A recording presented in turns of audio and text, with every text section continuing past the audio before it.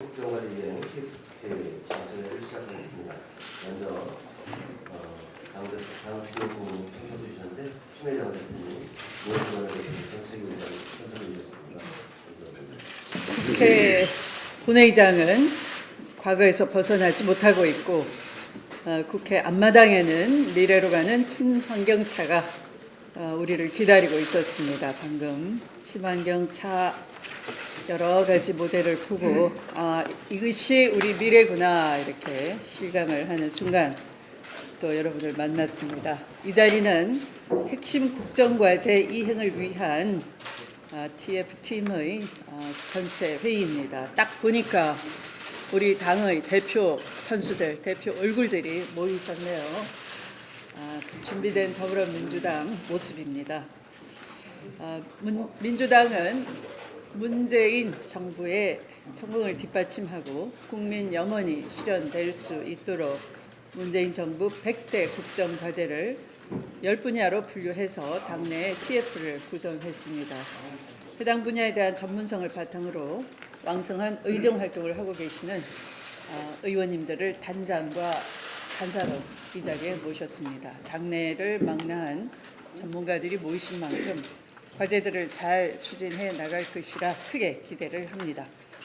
100대 국정과제는 국민, 미래, 촛불로 함축될 수가 있습니다.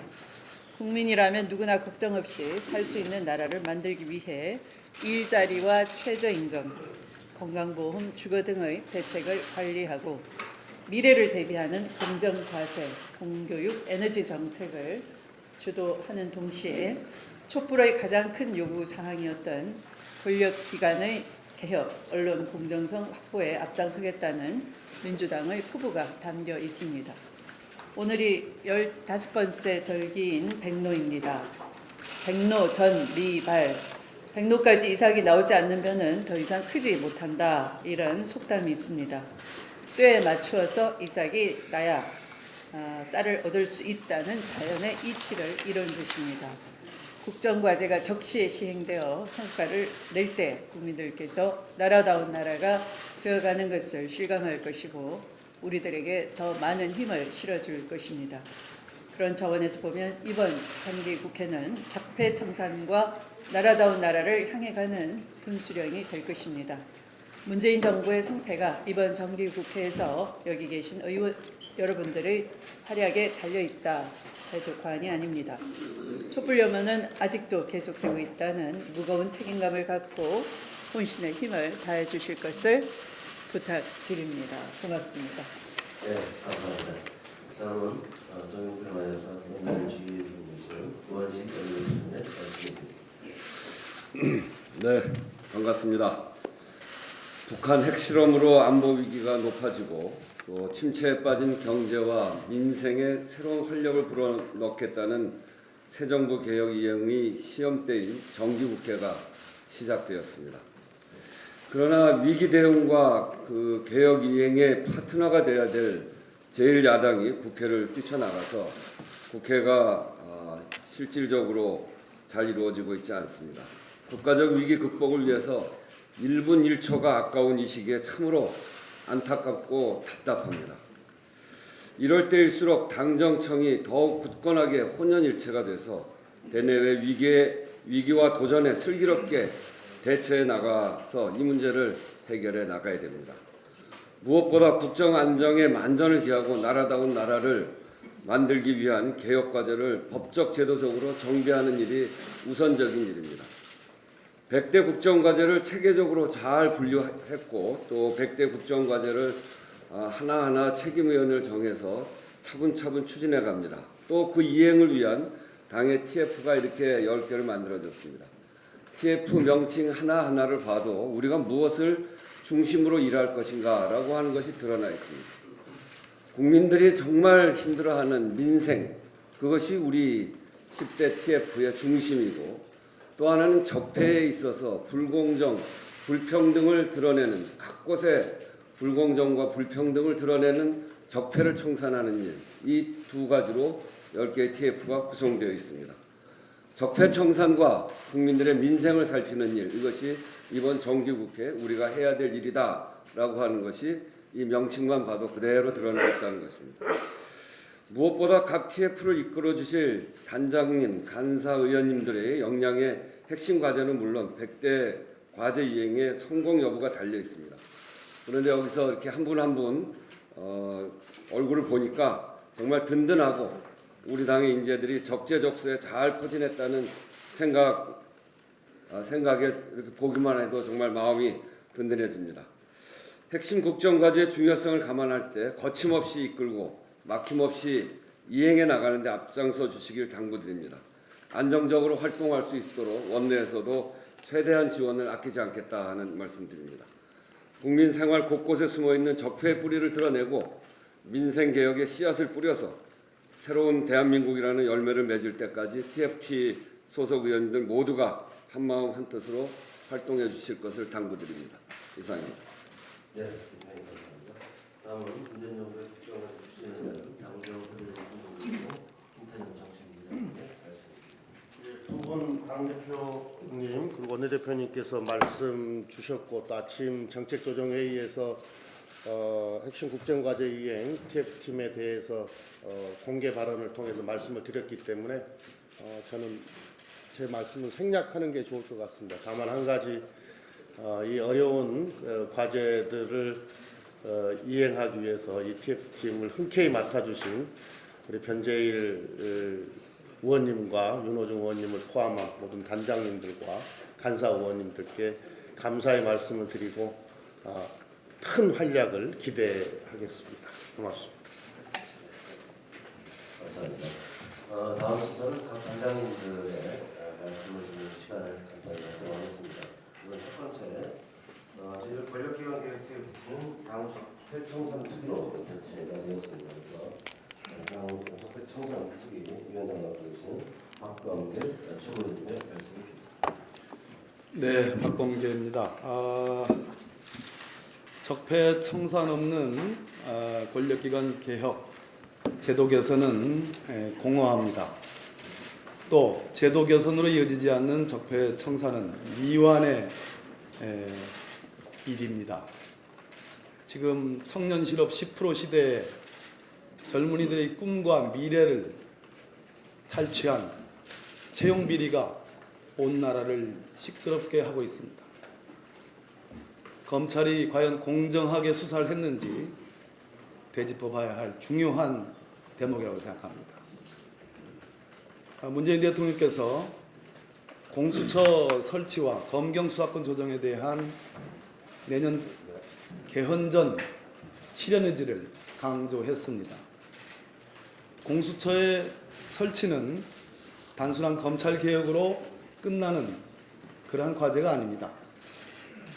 야당 대표님들의 교섭단체 대표 연설을 들으면서 현 대통령제 헌법을 제왕적 대통령제로 규정하는 것을 일관되게 들었습니다.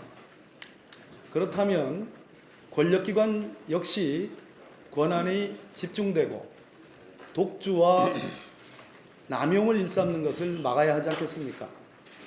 권력기관 역시 견제와 균형의 원리가 적용되지 않으면 권력기관은 썩게 되어 있고 국민을 위한 기관이 아니고 궁극적으로 오로지 정권에 복무하는 그런 기관으로 떨어질 것입니다. 아니 이미 우리는 이명박 정부, 박근혜 정부 9년 동안 지켜보았습니다. 그 결과가 국정농단이고 그 결과의 뿌리 깊은 원인이 적폐입니다. 다시 한 말씀드립니다. 반드시 이번 정기국회에 고위공직자 비리수사처가 설치되어야 합니다. 아울러 검경수사권 조정안도 도출이 되어야 됩니다. 검찰과 법무부, 경찰과 안행부가 자체적으로 검경수사권 조정안을 만들어 달라는 대통령의 요구가 있었습니다. 마찬가지로 저희 적폐청산위원회도 법사위 안행위원들이 들어가 있습니다. 저희들도 서로 자기 기관의 권한에, 출신 기관의 권한에 집착하는 것이 아니라 허심탄회하게 국민을 위한 기관으로 거듭날 검경수사권 조정안을 도출하도록 노력을 하겠습니다.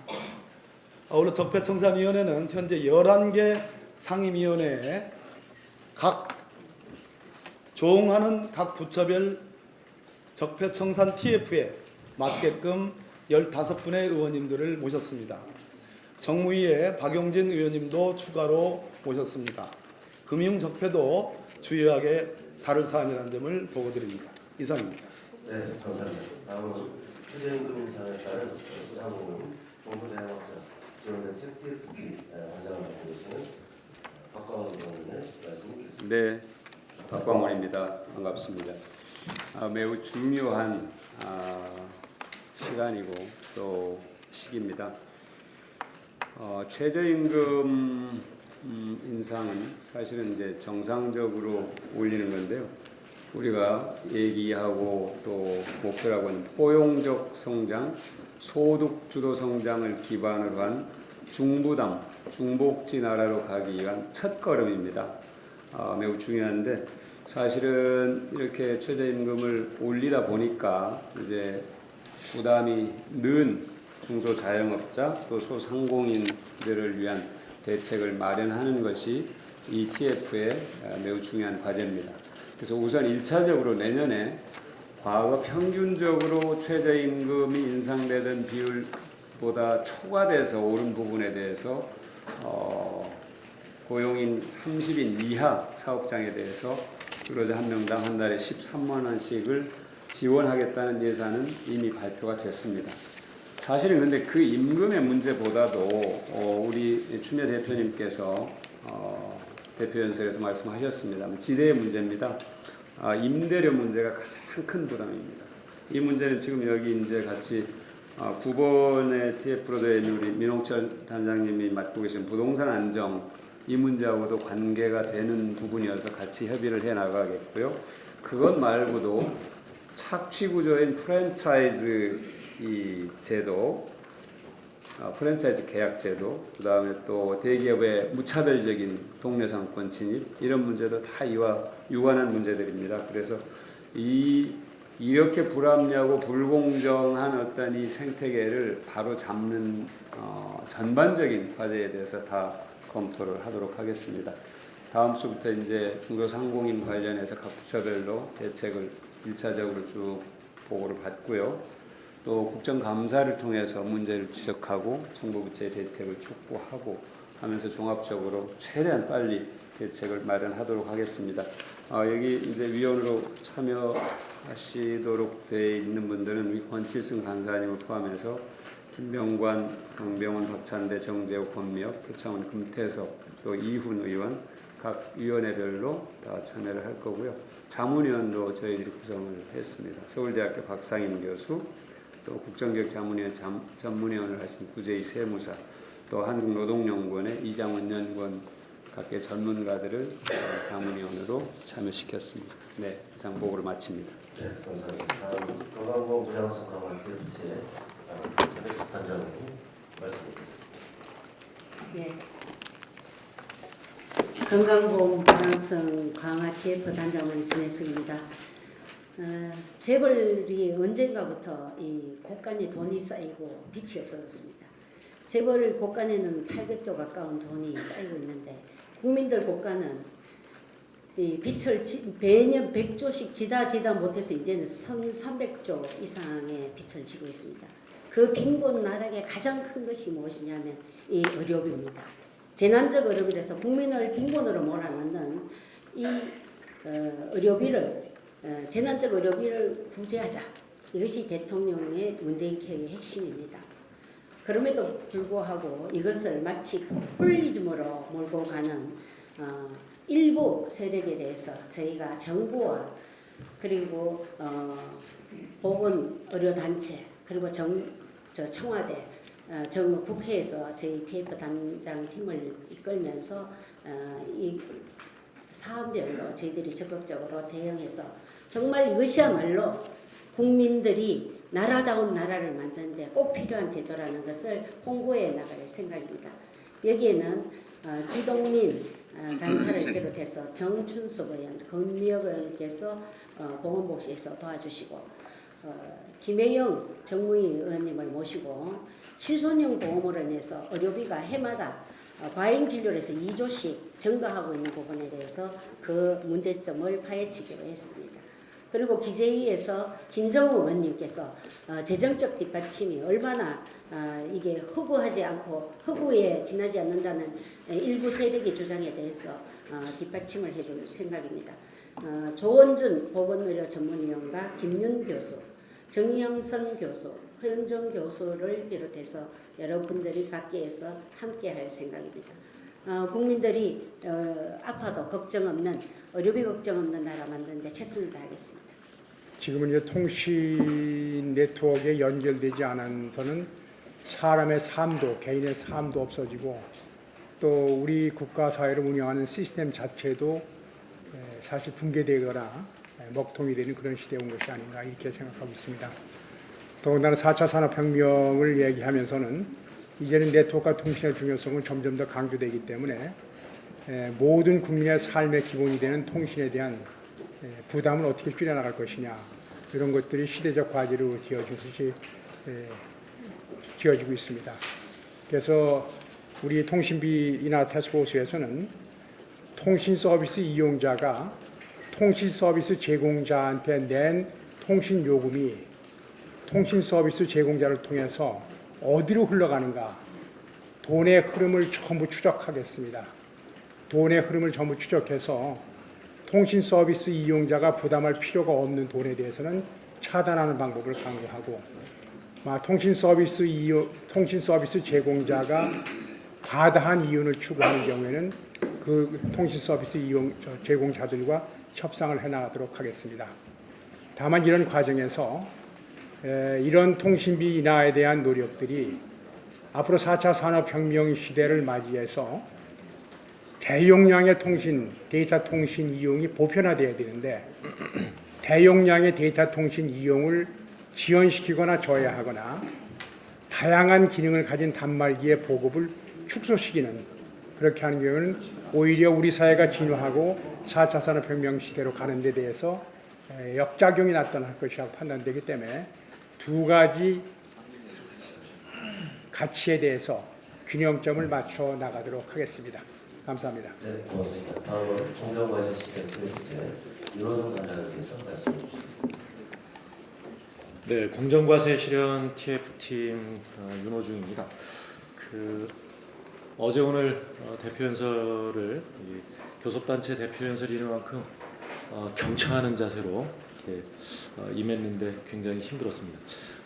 기본적인 이 재원 마련 계획에 대한 이해를 야당이 아직도 잘 못하고 있는 것 같다라는 느낌이었는데요.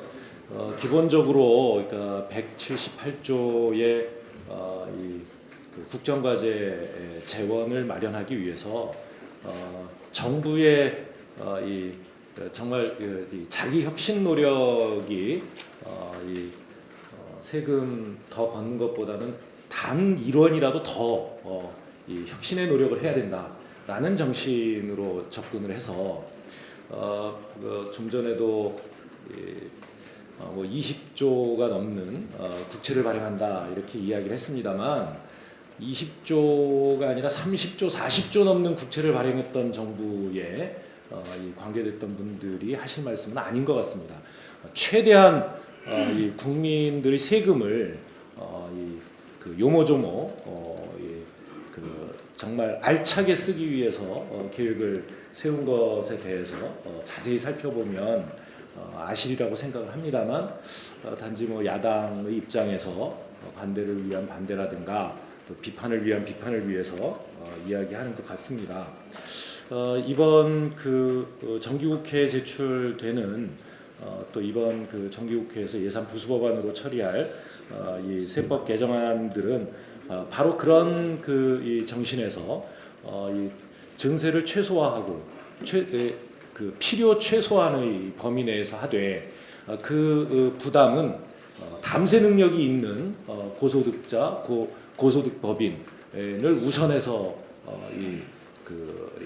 세법을 개정하는 것으로 그렇게 짜여져 있습니다.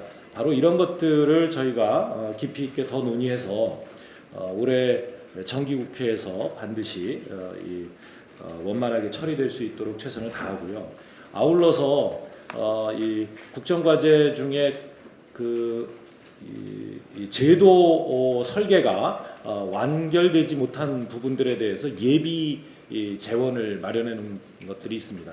그 예비 재원 마련으로 그 수준으로 충분할지 좀 더 이 제도 설계를 적극적으로 해서 재원이 더 필요하게 될지에 대해서도 이 논의가 필요한데요. 그럴 경우를 대비해서 이 공정과세 실현 TF에서는 이 조세 정의를 보다 더 실현해 나가는 일, 또 과세 공평성을 제고하는 일, 또 노빌리스 오블리제와 같은 그런 이 책임 있는 그런 과세, 책임 과세를 실현하는 일, 또 앞으로 이 분권 개헌 등을 비롯해서 지방 분권에 대응한 이 조세 제도의 개혁은 어떻게 이루어져야 되는지 등등에 대해서 논의할 계획이고요. 이런 논의를 위해서 우리 당 내에서는 우리 김종민 간사를 비롯해서 또 국토교통위, 정무위, 행안위, 기획재정위에 활동하시는 의원님들 중에 이원욱 의원님, 박찬대 의원님, 김영우 의원님, 김정우 의원님이 함께 활동을 해주시기로 했고, 또 특히 금융소득이라든가 또 임대소득 같은 이 자산소득 분야의 민간 전문가들과 또 이 조세제도 관련한 전문가들을 위촉해서 활동을 해 나갈 계획이라는 말씀을 드립니다. 감사합니다. 공공부문 일자리 창출 TF를 맡은 진선미 의원입니다. 이번에 문재인 정부의 어떻게 보면 1호 정책으로 일자리위원회를 창출하고 또 일자리에 대한 상황편까지 이렇게 만들어서 직접 문재인 대통령이 관리를 하고 있는 것만큼 사실은 일자리 정책이 정부의 어떤 성패를 좌우하는 중요한 문제라고 생각합니다. 그래서 더더욱 이 공공부문 일자리 창출에 관한 부분에 대해서 막중한 책임감을 느끼고 있습니다. 아무래도 행정안전위원회가 그 공공부문에 관한 좀 주무부서이기 때문에 제가 단장을 맡았지만, 그러나 환경노동위원회에 또 기획재정위원회, 또 교육문화체육관광위원회 이렇게 각각의 중요 상임위에서 함께 발맞춰야 되는 그런 문제라고 생각합니다. 우리 TF에서는 일단 정부 관계부처하고 또 일자리위원회와 유기적인 연계를 통해서 관련된 입법과 정책 과제 발굴을 하고 또 추진을 하려고 합니다. 그리고 또 무엇보다 중요한 것이 지금 공공부문 852개 기관에 근무하고 있는 184만 명 중에 거의 16.8%를 차지하는 31만 명의 비정규직 문제를 어떻게 해결할 건지, 이 부분에 대해서 저희들이 지속적으로 관심을 갖고 그것을 전환하는 문제에 좀 집중하려고 합니다. 그리고 또 공공부문에서 일자리 창출의 어떤 정책 효과가 민간 부분으로도 확장할 수 있도록 관련된 규제 완화나 이런 여러 가지 기반 환경 조성에 좀 노력을 하고자 합니다.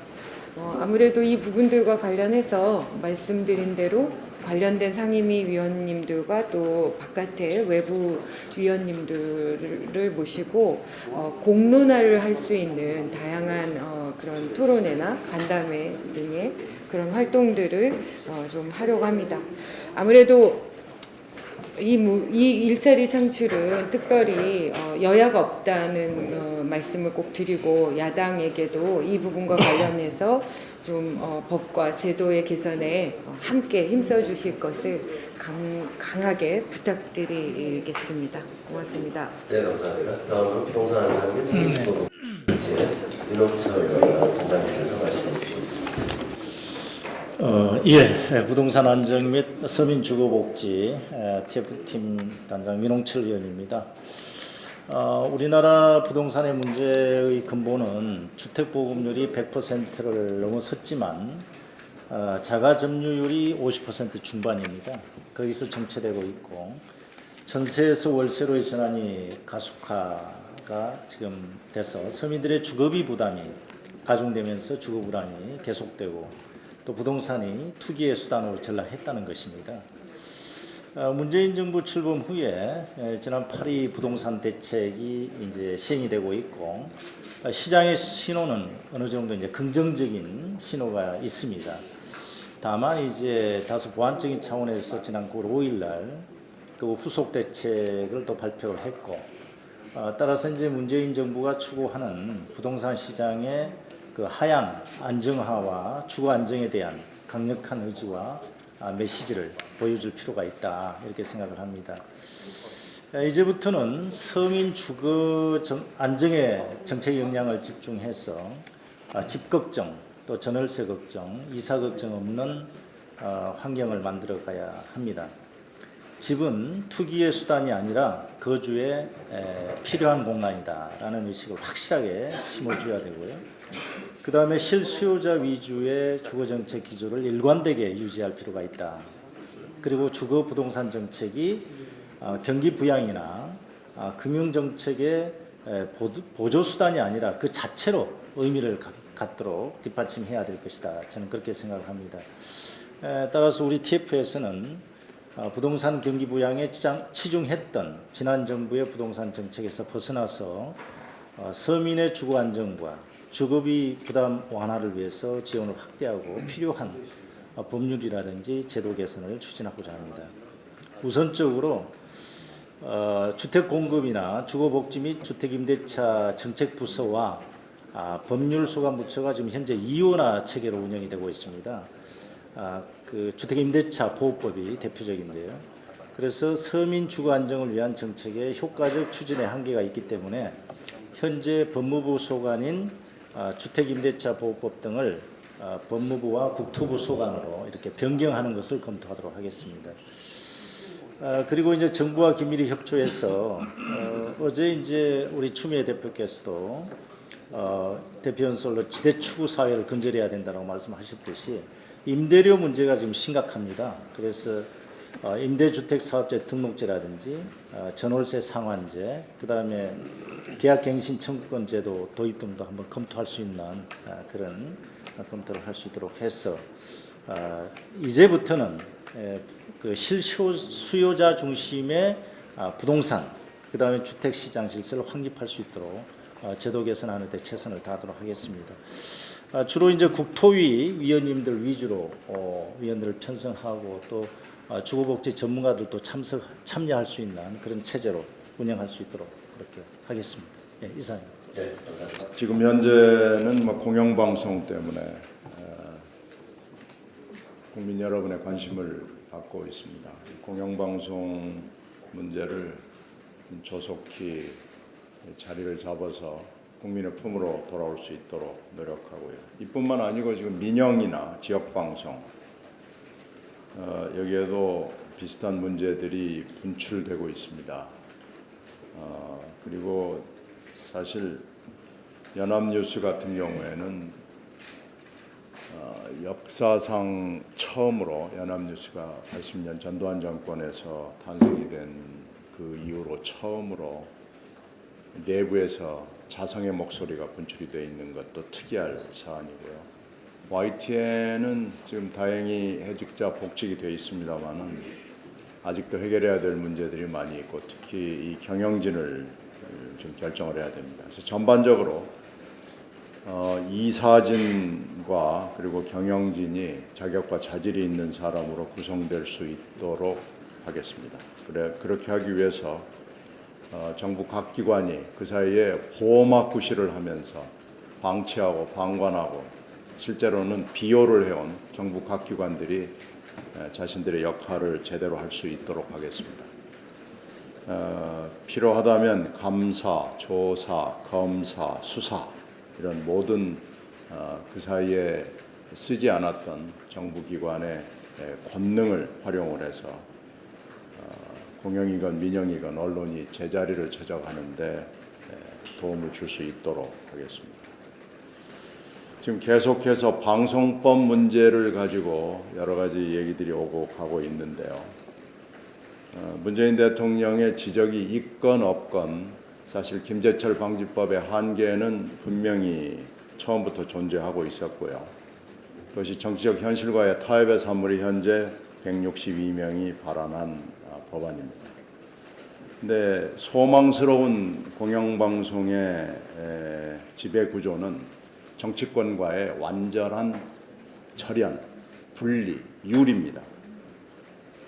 그러나 불행하게도 현실적 정치적 타협을 하다가 보니까 현재 발의되어 있는 법안은 이러한 소망과는 거리가 있습니다. 그래서 정치권으로부터의 완전한 분리를 위한 법안에 대해서 생각을 해야 될 필요는 분명히 언제든지 존재해 왔거든요.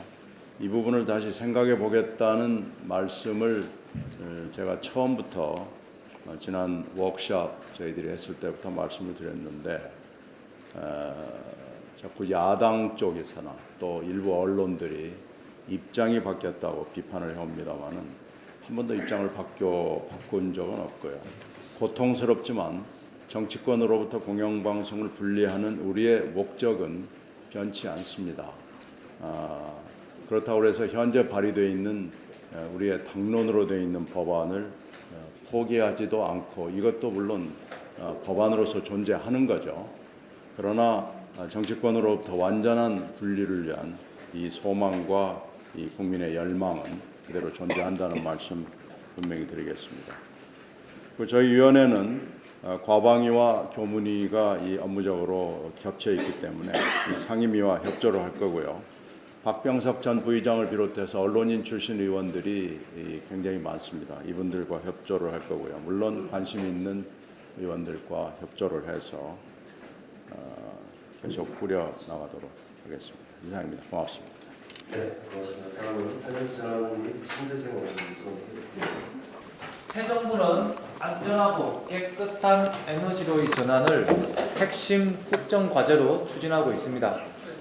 에너지 전환 정책은 국민들과의 소통이 중요한 부분입니다. 지금 국민들께서는 원전이 안전한지, 에너지 전환 과정에서 전력 대란의 우려는 없는지, 전기 요금의 인상은 어떻게 되는지, 신재생 에너지를 차질 없이 육성할 수 있는지, 원전 산업의 전망은 어떻게 되는지 이러한 부분들을 알고 싶어 하십니다. 저희 TF에서는 객관적인 근거에 기초해서 이러한 부분들에 대하여 정확한 사실을 전달하고 국민들과의 소통을 바탕으로 에너지 전환 과제를 이행하기 위한 입법과 예산을 지원할 계획입니다. 본 TF의 단장은 박재호 의원님이 맡아주셨고 최인호 의원, 이훈 의원, 김경수 의원 등 산자위 소속 의원님 등이 중심을 잡고 계십니다. 가까운 일정으로는 오는 9월 18일에 원자로 내 철판이 부식되고 콘크리트에 구멍이 나고 설비 내에서 이물질인 망치가 발견되는 등 총체적 부실 논란이 있는 영광의 한빛 원전을 방문할 계획입니다. 많은 관심 부탁드립니다. 네, 다음은 공교육 강화 및 대입제도 개편 TF에 대해서 말씀드리겠습니다. 단장은 유호정 의원님하고 계시고요. 제가 독한 사안을 맡고 있고 더불어민주당 소속 김원효 의원님이 참여 속에 이루어지게 될 것입니다. 최근에 수능 개편안과 관련해서 1년 유예에 더불어민주당이 요구로 해서 1년이 유예된다고 했습니다. 이 수능 개편안이 고교 학점제, 고교 체제 개편 등 여러 가지 연계된 가운데서 개편안이 마련되었다는 생각을 갖고 있고요. 그리고 또 최근 대통령께서 이제 지적하신 사교육비 절감 문제, 그리고 과도한 입시 경쟁의 문제, 교육 격차 해소의 문제, 수신학교 차별의 문제 등 아직 극복되지 못하고 있는 이런 상황들에 대해서 공교육 강화의 차원에서 적극적으로 해결 방안들을 제시해 나갈 것이라는 점을 말씀드리고 관련 전문가들을 자문위원으로 위촉해서 다음 주부터 본격적인 활동을 시작하도록 하겠습니다.